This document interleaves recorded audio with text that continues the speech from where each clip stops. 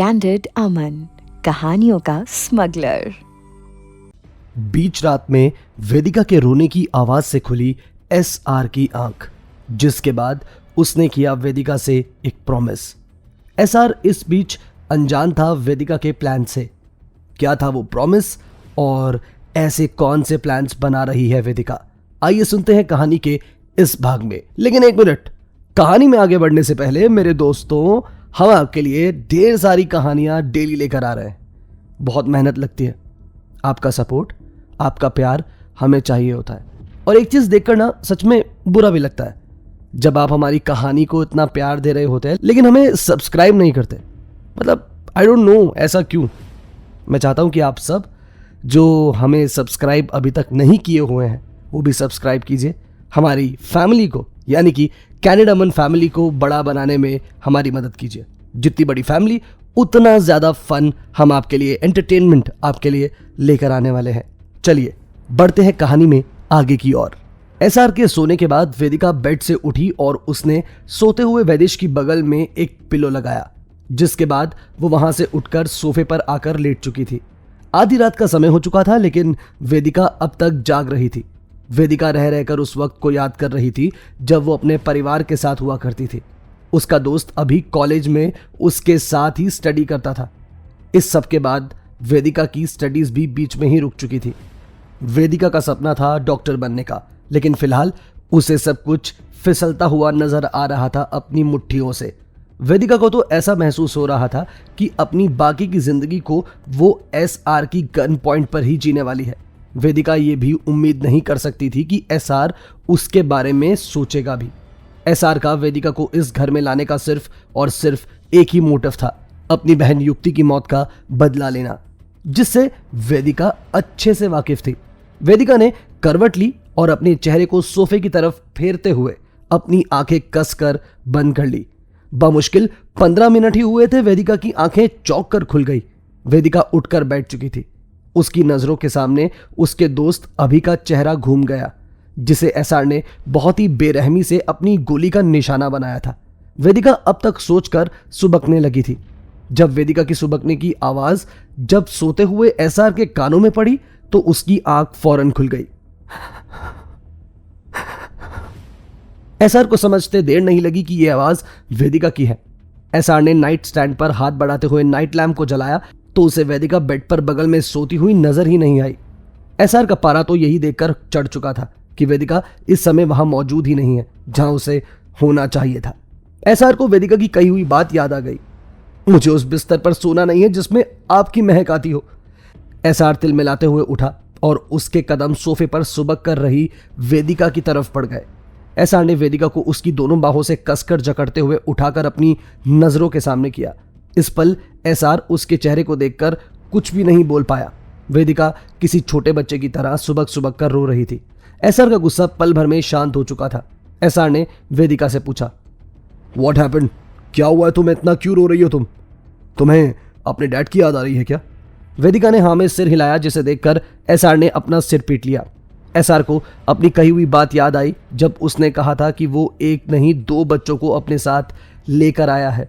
आधी रात के समय में वेदिका को इस तरह से रोते हुए देखकर एसआर को समझ में नहीं आ रहा था कि वो उसे कैसे चुप कराए। उसके लिए किसी को इस तरह से रोते देखना बर्दाश्त के बाहर हो रहा था। पहले ही वैदिश ने रो रो कर उसको परेशान किया हुआ था और अब वेदिका भी। एसआर ने अपने रुमाल को वेदिका की तरफ बढ़ाते हुए कहा, क्लीन योर फेस। वेदिका ने अपनी नजरें उठाकर एसआर की तरफ देखा, जिसके बाद उसने अपने चेहरे को एक बार फिर से एसआर से फेर लिया। एसआर ने जब वेदिका को अपनी बात को इस तरह से इग्नोर करते हुए देखा तो उसने वेदिका के चेहरे को थामते हुए खुद से अपने रुमाल से उसके आंसुओं से भीगे चेहरे को साफ कर दिया। एसआर अपने बेड के नाइट स्टैंड की तरफ बढ़ा और उसने वहां से पानी का भरा हुआ ग्लास उठाते हुए अपने कदम वापस वेदिका की तरफ बढ़ाते हुए कहा, ड्रिंक इट। वेदिका ने पहले की तरह इस बार भी एक नजर मारकर अपने चेहरे को एसआर से फेर लिया, जो एसआर से बर्दाश्त करना मुश्किल हो रहा था। एसआर ने वेदिका को समझाते हुए कहा, Vedika be a good girl and drink this water. तुम कोई छोटी बच्ची नहीं हो कि जो तुम्हारे रोने से मैं समझ जाऊंगा कि तुम क्या चाहती हो। मैं तुम्हें यहां रुलाने के लिए नहीं लाया हूं। वेदिका ने अपनी बड़ी बड़ी आंसुओं से भीगी आंखों से एसआर की तरफ देखा और अपना हाथ आगे बढ़ाते हुए उसने फौरन पानी का ग्लास उसके हाथ से ले लिया। वेदिका ने एक ही सांस में पानी के पूरे ग्लास को खत्म कर दिया। एसआर ने वेदिका के हाथ से ग्लास वापस लिया और उसे नजदीक में रखते हुए उसने वेदिका से पूछा, नाउ टेल मी, आधी रात में इस तरह से क्यों रो रही हो तुम? वेदिका ने शिकायती लहजे में एसआर से कहा, आपने मेरी स्टडीज स्पॉइल कर दी है। आपको पता है मैं डॉक्टर बनना चाहती थी। एसआर ने अनजान बनते हुए वेदिका को जवाब दिया, हाउ डू आई नो वेदिका? क्या तुमने मुझे कभी ये सब बताया? जब भी तुम्हारा मुंह खुलता है तुम अपने भाई की साइड लेना शुरू कर देती हो। इसके अलावा मैंने तुम्हें कुछ भी बोलते हुए नहीं सुना है। मेरा भाई ऐसा, मेरा भाई वैसा। अगर तुमने मुझे बताया होता कि तुम कैसी हो तो शायद मैं इस बात को सब समझ जाता। मुझे किसी के रोने को देखकर समझ में नहीं आता कि वो क्या चाहता है जब तक वो अपने मुंह से ना बोल दे। वेदिका ने अपने मुंह से कुछ नहीं कहा तो एसआर ने उससे आगे कहा, you want to start your studies? Vedika ने एक्साइटेड होते हुए जवाब दिया, हाँ, मैं अपनी स्टडीज पूरी करना चाहती हूँ। एसआर ने वेदिका को जवाब दिया, ओके ठीक है, कल से तुम अपना कॉलेज स्टार्ट कर सकती हो। इनफैक्ट मैं खुद तुम्हें ड्रॉप करने जाऊंगा। उसके बाद मेरे गार्ड्स तुम्हें कॉलेज से पिक करने आएंगे। Don't go anywhere without my permission, I am telling you, वरना तुम मुझे अच्छे से जानती हो। वेदिका के लिए एसआर का उसे कॉलेज जाने के लिए बोल देना ही बहुत बड़ी बात थी। वेदिका ने फौरन हामी भर दी एसआर की बात पर। एसआर ने वेदिका से पूछा, इज देयर एनीथिंग एल्स जो तुम्हें मुझसे बोलना है? वेदिका ने मन में सोचा, इस वक्त मुझे एसआर से अभी के बारे में तो नहीं पूछना चाहिए, क्योंकि अगर मैंने इससे अभिमन्यु के बारे में पूछा तो शायद एसआर को मेरा कॉलेज जाना भी अखरना शुरू हो जाएगा। फिलहाल कम से कम घर से बाहर निकलने का वक्त भर तो मिल रहा है। अब मैं खुद अभी के बारे में पता लगाऊंगी। पता नहीं वो कैसा होगा और किस कंडीशन में होगा। आज जो भी उसके साथ हो रहा है वो सब मेरी वजह से हो रहा है। एसआर ने जब वेदिका को किन्हीं ख्यालों में गुम होते हुए देखा तो उसने वेदिका के चेहरे के सामने हाथ हिलाते हुए कहा, किसके ख्यालों में खो गई हो तुम? वेदिका का ध्यान टूटा और उसने एसआर को जवाब दिया, ख्याल में खोने की आज़ादी भी कहाँ है ना मेरे पास। मेरे तो ख्यालों पर भी आपका ही पहरा है। फिलहाल आपने जो मुझे ये आज़ादी दी है उसके लिए आपका बहुत बहुत शुक्रिया। एसआर को वेदिका की बातों में व्यंग्य साफ नजर आ रहा था। बावजूद इसके एसआर ने वेदिका की बात को नादानी समझते हुए उससे कहा, तुम्हारे कॉलेज की टाइमिंग क्या है? वेदिका ने जवाब दिया, मॉर्निंग 10 o'clock मुझे कॉलेज पहुंचना होता है। वैसे भी पिछले काफ़ी समय से कॉलेज ना जाने की वजह से मेरी स्टडीज़ पीछे रह गई हैं, इसीलिए मुझे थोड़ा जल्दी कॉलेज जाना होगा। क्या आप मुझे सुबह 9 बजे कॉलेज ड्रॉप कर देंगे? एसआर ने वेदिका को जवाब दिया, अगर तुमने मुझे अभी सोने दिया तो डेफिनेटली तुम कल कॉलेज जा सकती हो। इसलिए फिलहाल try to sleep and let me sleep too, और अब शोर करने की कोई ज़रूरत नहीं है। एसआर ने झुकते हुए वेदिका के होंठों पर अपनी एक उंगली रखते हुए उसे समझाया और उसे समझाने के बाद एसआर वहां से अपने बेड की तरफ बढ़ गया। इधर वेदिका भी इस बात से खुश थी और अब अपने सोफे पर एक बार फिर से सिमट चुकी थी। वेदिका को इस घर से बाहर निकलने की आज़ादी मिलने वाली थी। इस बात का उसे सोचकर ही बहुत ज़्यादा खुशी महसूस हो रही थी। उसके चेहरे पर मुस्कान जैसे बिखर चुकी थी। इधर बेड पर लेटे एसआर ने खुद से कहा, मैंने वेदिका को आज़ादी तो दे दी है, लेकिन क्या ये सब ठीक है? ये आंसू देखकर मैं कमज़ोर क्यों पड़ जाता हूँ? फिलहाल प्रॉमिस कर दिया है तो उसे निभाना तो पड़ेगा एसआर। दोनों ही सुकून से अब सो चुके थे।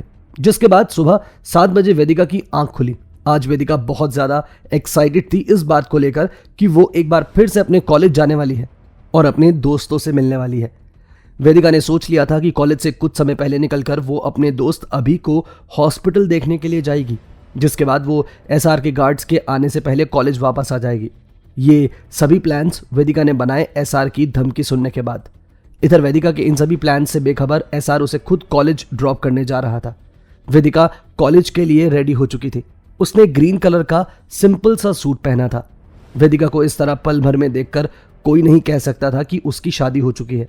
एसआर की नज़र जब वेदिका के ऊपर पड़ी तो उसे वेदिका का इस तरह से बात को छुपाना समझ से बाहर रहा था। एसआर ने वेदिका से पूछा, कहीं तुम ये बात तो नहीं भूल गई हो कि तुम्हारी मुझसे शादी हो चुकी है? वेदिका ने जितना पॉसिबल था अपनी टोन में नरमी लाते हुए एसआर से कहा, आप मुझे भूलने कब देते हैं? एसआर ने एक बार फिर से वेदिका की मांग में सिंदूर सजाते हुए उससे कहा, यह मैं तुम्हें कभी भूलने नहीं दूंगा। इतना कहते हुए एसआर ने वेदिका से कहा, कम फास्ट, मैं नीचे वेट कर रहा हूं तुम्हारा। वेदिका ने मुंह बनाते हुए हाँ में जवाब दिया, जिसके बाद एसआर वहां से जा चुका था। वेदिका ने अपने चेहरे को मिरर में निहारा तो उसे अपनी मांग में सजा हुआ सिंदूर नजर आया। वेदिका ने अपने बालों को अलटते पलटते हुए उस सिंदूर को छिपाने की बेहद कोशिश की, लेकिन वो चाहकर भी ऐसा नहीं कर पा रही थी। वेदिका ने अब झल्लाते हुए अपने कदम नीचे डाइनिंग हॉल की तरफ बढ़ा दिए। एसआर डाइनिंग हॉल में डाइनिंग टेबल पर बैठा वेदिका का ही इंतजार कर रहा था। वेदिका अपने बालों को कान के पीछे संवारती हुई नीचे आ गई तो उसने देखा कि मासी जी वेदिश को संभालने में लगी हुई हैं। वेदिका ने वेदिश के गाल पर किस करते हुए उसे बड़े ही प्यार से गुड मॉर्निंग कहा। एसआर ने जब वेदिका को यह सब करते हुए देखा तो उसने भी अपने चेयर छोड़ी और अपने कदम वहां से वेदिश की तरफ बढ़ा दिए। एसआर ने जैसे ही वेदिश के गाल पर किस किया तो वेदिश जोर जोर से रोने लगा। एसआर ने झल्लाते हुए कहा, नाउ आई एम श्योर कि ये डेफिनेटली इस बच्चे को मुझसे कुछ तो प्रॉब्लम है। वेदिका ने हंसते हुए एसआर को जवाब दिया, इसको प्रॉब्लम आपसे नहीं बल्कि आपकी शेव से है। बी जेंटल जब भी आप उसे किस करें। मेरा प्यार जताने का तरीका अलग है तो आपका भी अलग हो सकता है। एसआर ने चिढ़ते हुए वेदिका से कहा, now I am not going to remove my shave for him. I am not gonna do this. अब मैं इसे तभी करूंगा जब इसको खुद शेव आएगी। एसआर की इन बातों को सुनने के बाद वेदिका और मासी जी अपनी हंसी नहीं रोक पा रहे थे। एसआर ने जब दोनों को अपनी बात पर हंसते हुए देखा तो उससे सख्ती दिखाते हुए दोनों से कहा, what's so funny about it? हाँ चलो अब चलकर ब्रेकफास्ट करते हैं। मुझे तुम्हें कॉलेज ड्रॉप करके एक अर्जेंट मीटिंग के लिए निकलना है। I am already getting late. Vedika और एसआर के साथ अब मासी भी डाइनिंग टेबल पर आकर बैठ चुकी थी। एसआर अभी वेदिका के प्लान से अनजान था। क्या होगा जब एसआर को पता चलेगा वेदिका के इस प्लान का? क्या करेगा एसआर? क्या वेदिका सच में कामयाब हो पाएगी अपनी दोस्त अभी से मिलने के लिए? क्या इस दौरान होगा वेदिका का अभिमान से सामना? जानेंगे कहानी के आगे के सफर में।